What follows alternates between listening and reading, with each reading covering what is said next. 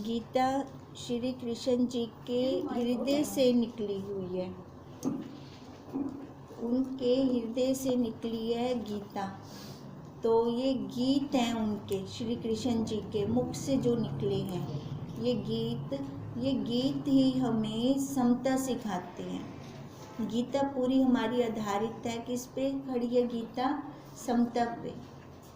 और इसके अंदर देखो हमारे जो घर की छोटी छोटी होती है ना बातें, उनको लेकर ही उन्होंने सारा वर्णन किया है। और कहाँ पर किया है? अगर हम कुछ समझना चाहते हैं, किसी से कुछ लेना चाहते हैं, तो हम चाहते हैं कि एकांत हो हमें, है ना, एकांत में समझ आएगा हमें। पर ये भगवान जी ने अर्जुन को निमित्त बनाया है हमें समझाने के लिए, और वो भी कहाँ पर? युद्ध के मैदान में। अब युद्ध के मैदान में वो ज्ञान दे रही हैं। हम ज्ञान ले सकते हैं ऐसे चौराहे पे खड़े होके हम ज्ञान लें? मिलेगा हमें ज्ञान?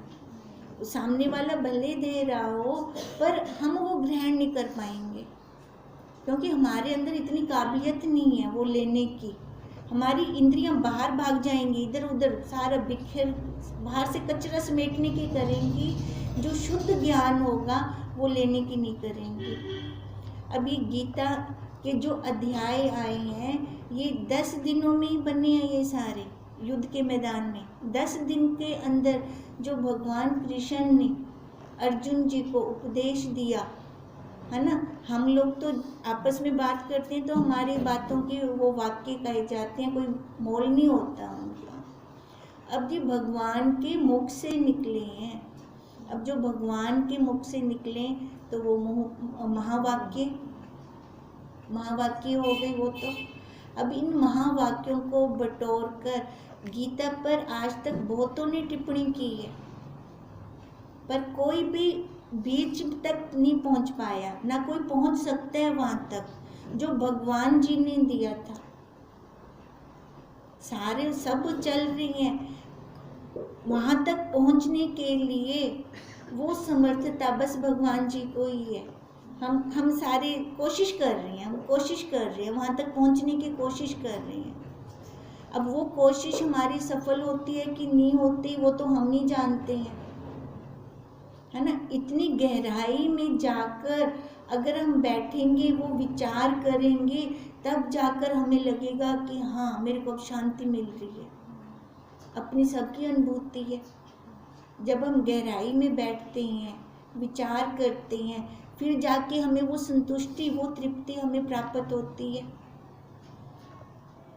अब जैसे बाहर से मंदिर से अंदर ना आए, बाहर से मत्था टेक के चले जाएं, इन्हीं शांति कहनी होती।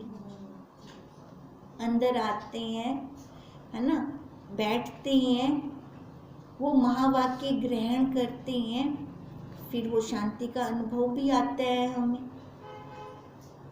अब ये जो युद्ध छिड़ा, अब ये क्यों छिड़ा? पहले तो अर्जुन तैयार था युद्ध करने को, अन्याय देख रहा था, है ना, क्योंकि धृतराष्ट्र के मन में क्या आ गया था? मोह जाग गया था।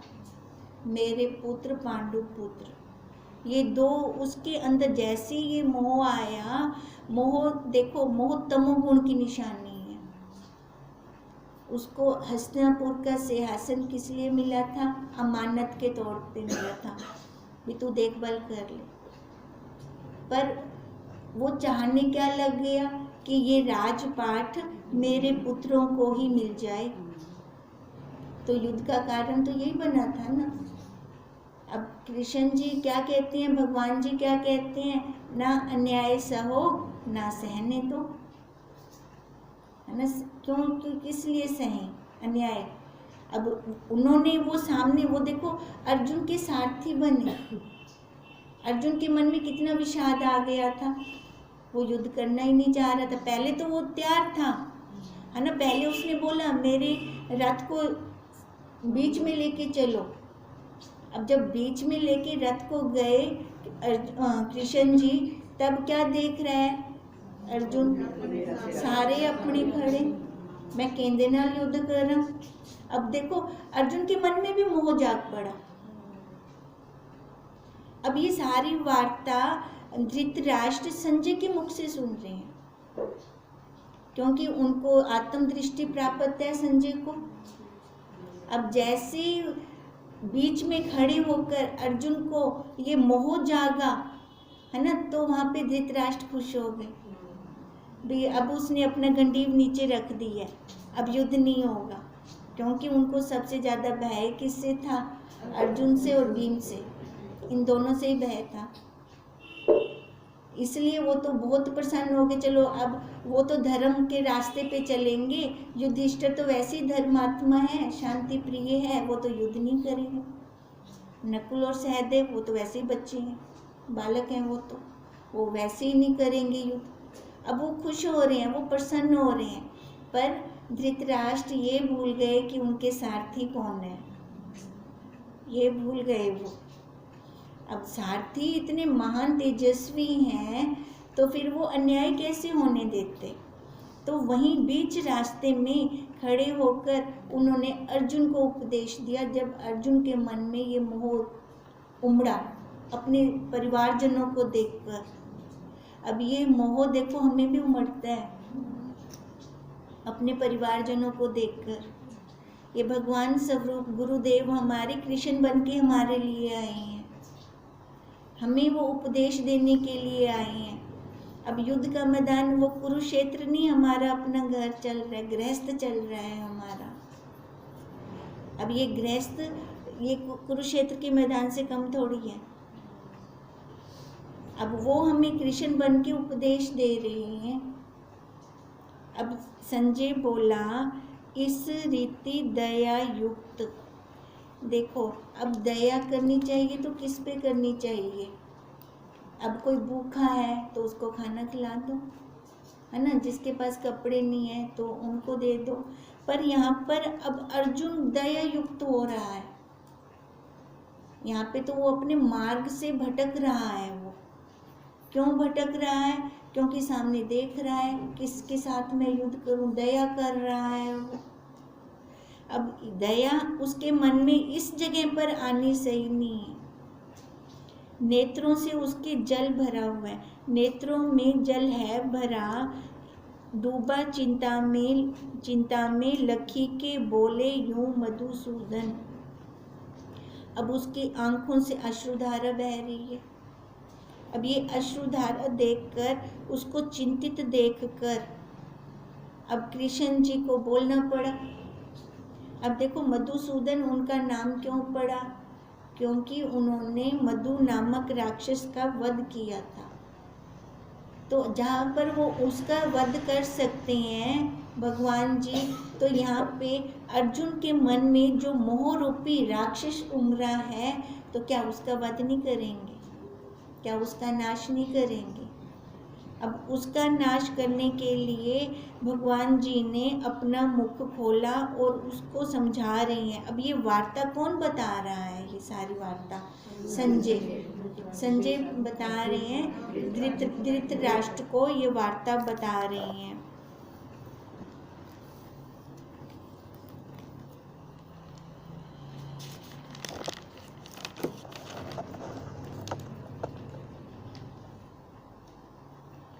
अब यहाँ पर दूसरा अध्याय हमारा शुरू हुआ है।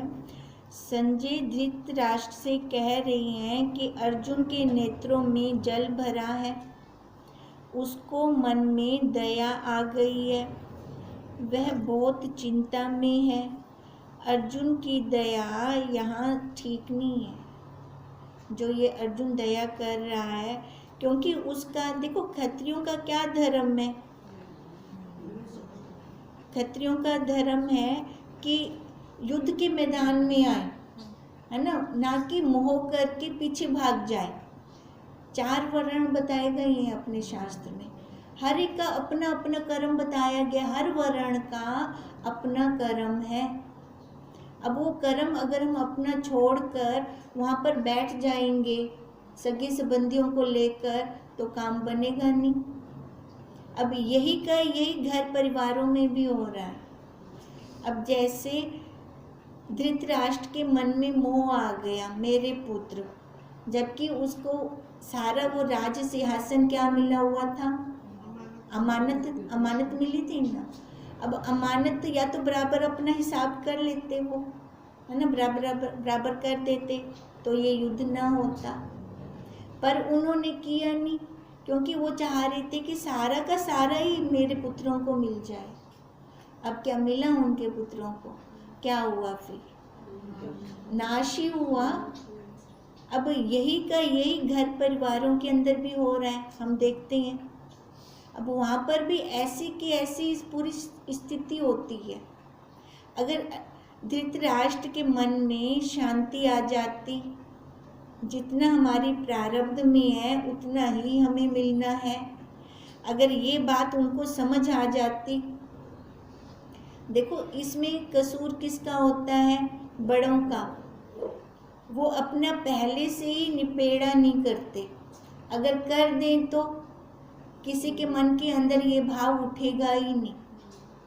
अगर वो पहले ही अपने हाथ से करके जाते हैं तो किसी के घर युद्ध स्थल नहीं बनेगा, कुरुक्षेत्र का मैदान नहीं बनेगा। अब जब उस समय में, है ना, उस काल में त्रेता युग में हुआ था महाभारत, त्रेता युग में हुई थी। अब त्रेता युग में जब धृतराष्ट्र के मन में ये भाव उठा तो अब तो कल युग है। अब तो मतलब हर एक के मन में ये भाव उठ जाता है, तब वो विरलों के मन में उठता था। अब इसलिए ये कह रही हैं कि अर्जुन के नेत्रों में जल भरा, उसको मन में दया आ गई, वह बहुत चिंता में है। अर्जुन की दया यहाँ ठीक नहीं है, जबकि युद्ध के नगाड़े भी बज रहे हैं। खड़ा तो युद्ध मैदान में है। अब वहाँ पे हम भाग जाएं तो वो भी सही नहीं है। सबके दिलों में उत्तेजना है और हाथों में धनुष तैयार है। अर्जुन की दया या मोह युक्त है। दया भी कई प्रकार की होती है ना। जैसे अभी हमने कहा भूखा है तो उसको खिला दो, जिसके पास वस्त्र नहीं है उसको वस्त्र दे दो। पर भगवान अर्जुन की अपेक्षा नहीं करेंगे, क्योंकि वे उसके हेतु हैं, है ना। उस साथ लेकर चले हैं वो अर्जुन को। कितने प्यार से समझाया है अर्जुन को युद्ध के मैदान में। और अर्जुन भी धीरे, पहले अर्जुन के भाव कैसे थे कृष्ण जी के प्रति, है ना। फिर सखा से, फिर उसके बाद धीरे धीरे धीरे कैसे बदलते गए, है ना। फिर बाद में जाकर विराट रूप जब दिखाया भगवान जी ने तो भाव ही बदल गए सारे ही। अर्जुन, गुडाकेश, धनंजय, पार्थ अनेक गुण होने से वीर है, पर परिस्थिति वश उसे मोह आ गया है। अब ये मोह के कारण ही तो सारा ये, मतलब हम उसको मोह आया, हमारा कल्याण हुआ है। अगर वहाँ पर अभी अर्जुन ना कहता, भी पूरा नहीं हुआ, है ना, उसने एंड कर दिया अर्जुन ने, तभी गीता का एंड हुआ। नहीं तो गीता के अभी और भी अध्याय बन जाते। अर्जुन की दया युक्त वार्ता को सुनकर धृतराष्ट्र प्रसन्न हो रहे हैं। उनके मन में तो वैसी प्रसन्नता आ रही है। पर संजय उनसे कह रहे हैं, अर्जुन के पीछे मधुसूदन खड़े हैं, तो इन्हें प्रसन्न आती, है ना। अब क्योंकि पीछे भगवान जी खड़े हैं और उनके कौरवों के पीछे कौन, पांडवों के पीछे कौन खड़े थे? उनके वो शकुनी मामा, है ना, जो शुरू से ही शंका करते हैं।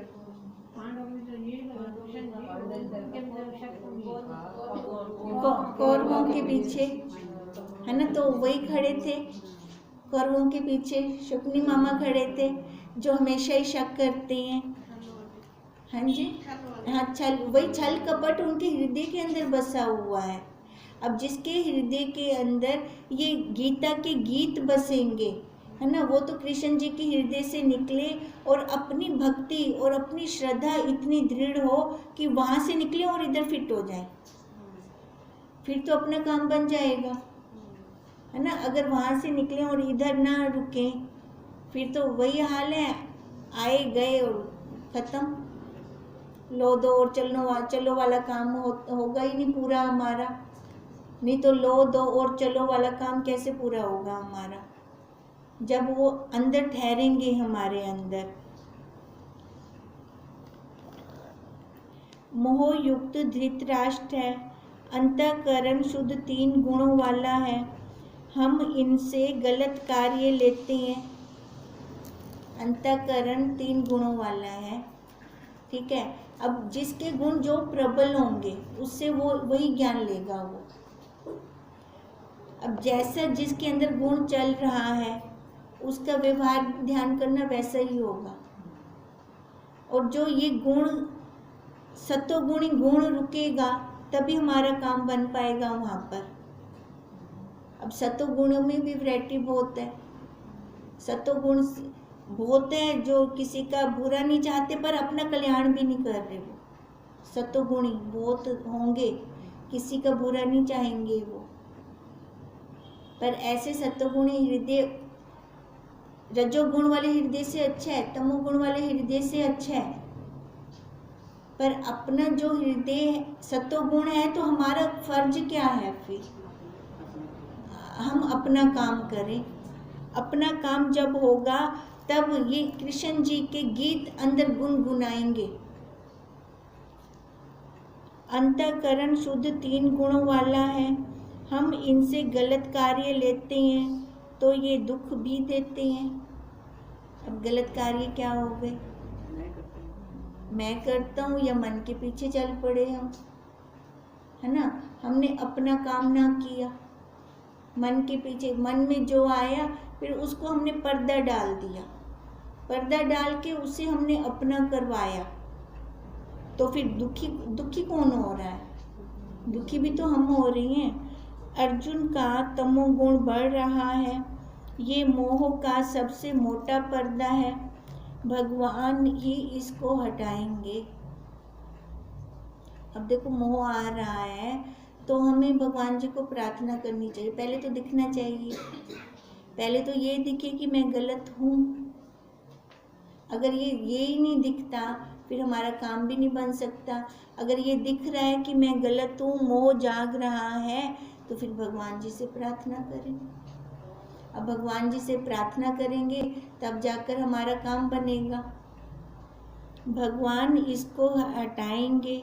जिस प्रकार छोटा बच्चा शुद्ध मन वाला होता है उसमें तेरा मेरा नहीं होता, उसको फिर हम क्या कहते हैं, परमात्मा का रूप है ना।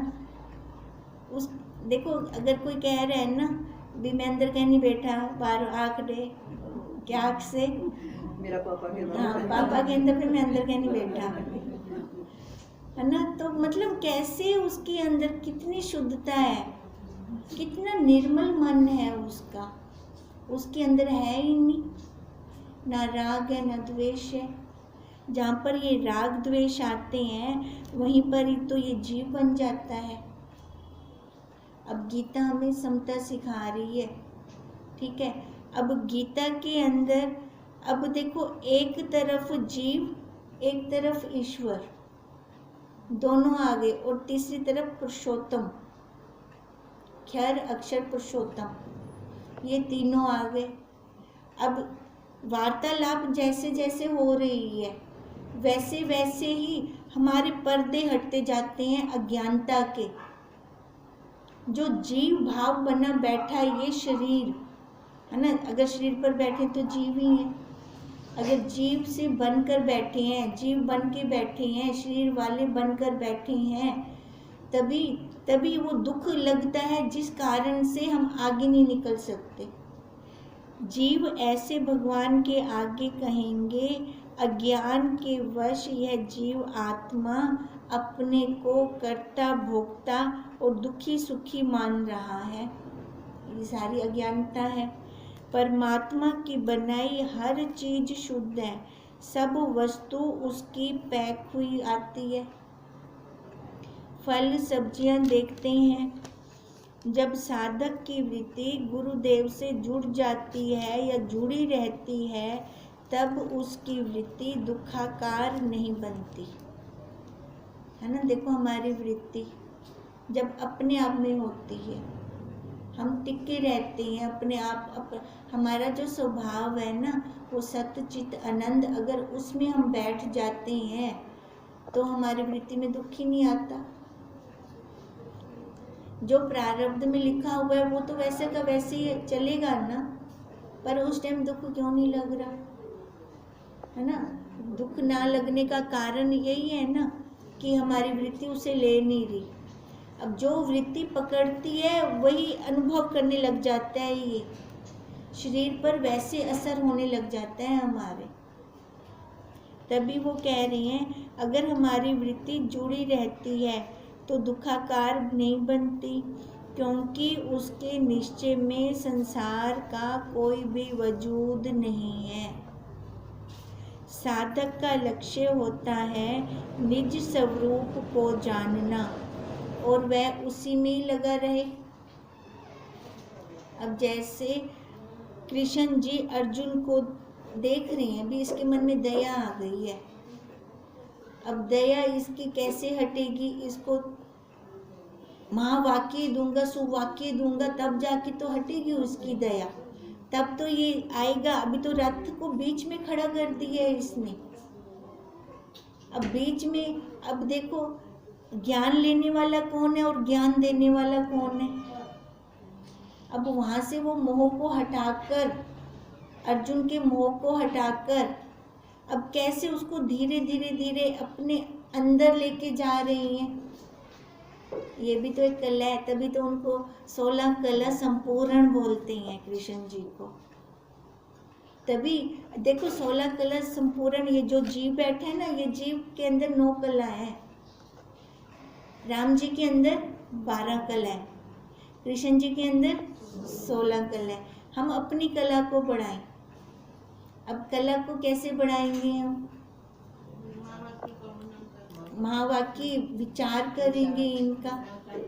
अब विचार करते करते अपने आप को इतना हल्का कर दें, इतना हल्का कर दें कि संसार की कुछ हमें सत्यता भासे ही ना। हमें क्या लगे ये सब झूठ है, निराधार है, इसका कोई आधार नहीं है, आधार वाला तो मैं हूँ। अब मैं आधार वाला हूँ, मैं ही तो ग्रहण करूँगा। और मैं ग्रहण करके देखो, हमें ये नहीं है कि हमने दूसरों को देना है आगे ज्ञान, वो नहीं करना। ये ग्रहण मैंने अपने लिए किया है। क्यों? क्योंकि मेरे को छूटने की ज़रूरत है।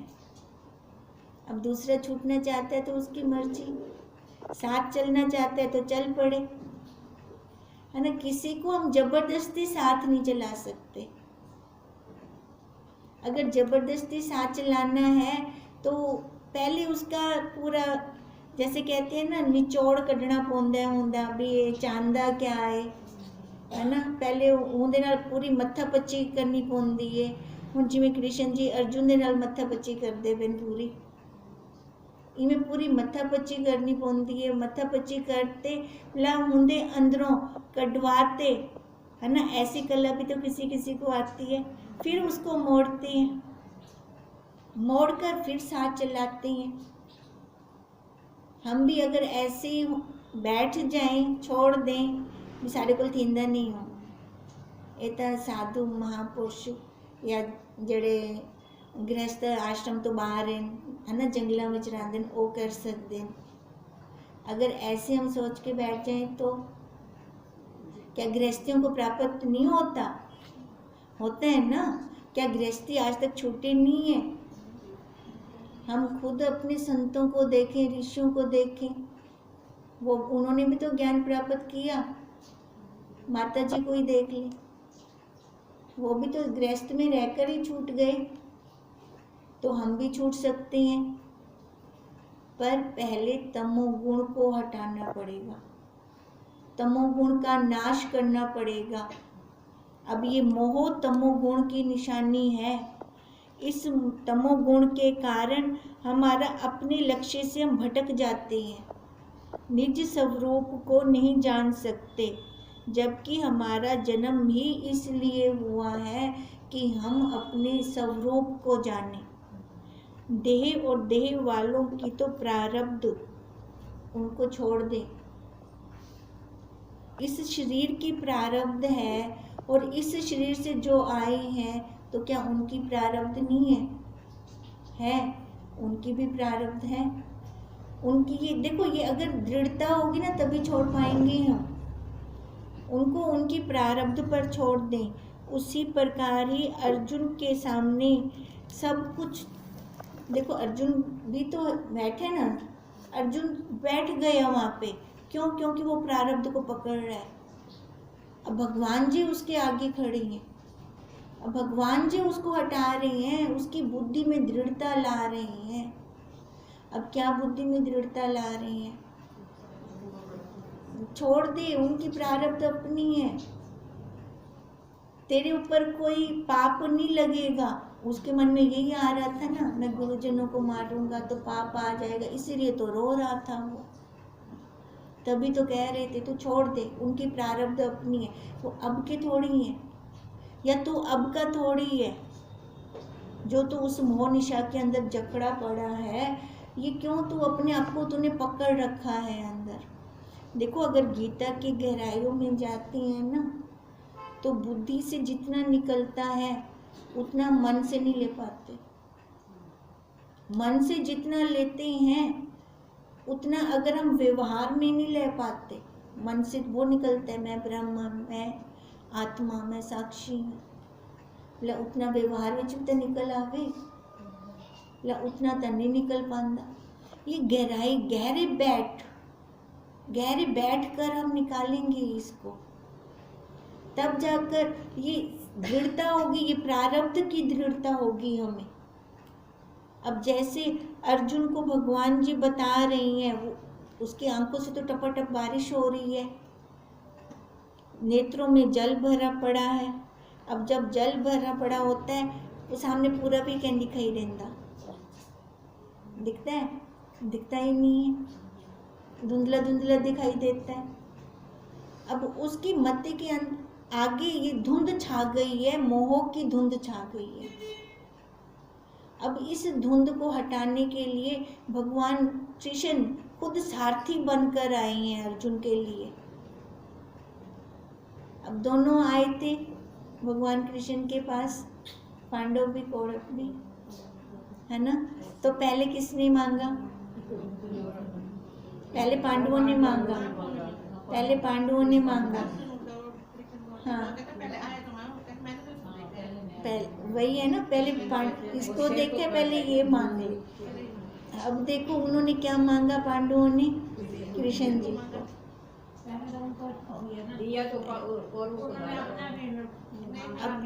अब देखो, अब वो क्या कह रहे हैं भी, अच्छा हुआ इसने नियति को मांगी देश, है ना। मैं तो नियति को मांग ली है ना, मैंने तो पूरी सेना चाहिए मेरे को। हाँ देखो अब, हाँ फिर देखो अब उसकी दृष्टि में समझ नहीं थी ना, वो नहीं समझ पा रहा था ना कौन है कृष्ण जी। अब ऐसे हम भी अपने गुरुदेव को नहीं समझ पाते। हम भी अपने गुरुदेव के पास जाते हैं तो ये जो सेना अक्षौणी जो है वो मांगते हैं, वो अपना घर परिवार मांगते हैं। हाँ, घर वालों के सुख मांग लिए, उनके लिए मांग रख ली आगे भी, ये पूर्ति कर दो, ये पूर्ति कर दो, ये पूर्ति कर दो। अब हम भी अर्जुन की तरह बने, अर्जुन की तरह बनकर हम अपने गुरुदेव को क्या मांगे, उनके महावाक्यों को अपनाकर व्यवहार में लेकर आए। अब यही अगर व्यवहार में लेकर आते हैं तो ये कब होगा? जब गुरुदेव पर हमारी पूरी निष्ठा होगी। शास्त्र एक शीशा है, इसमें जो भी लिखा है वह ब्रह्मनिष्ठ संतों की अनुभूति से लिखा गया है। अब वो अनुभूतियाँ देखो, उनके अनुभव होंगे और वो उनके अनुभव हमारे लिए अपनी अनुभूतियाँ बने, तभी तो ये शास्त्र बनते हैं सारे, तभी ये शास्त्र हम लेकर बैठते हैं, तभी हमारी आंखों से पानी गिरना कब कम होगा, जब हम अपने आप में बैठ जाएंगे। अगर रोना भी आता है तो इसलिए रोना है कि हाल तक मेरा काम क्या नहीं था, है ना, अभी तक मेरा काम नहीं बना। अब ये जब मेरा काम बनेगा, फिर देह ना, देह वाली मैं हूँ ना देह वाले मेरे हैं, ये आकार तो रहेगा, इसकी प्रारब्ध है, आकार की प्रारब्ध है, मेरी प्रारब्ध है क्या? नहीं।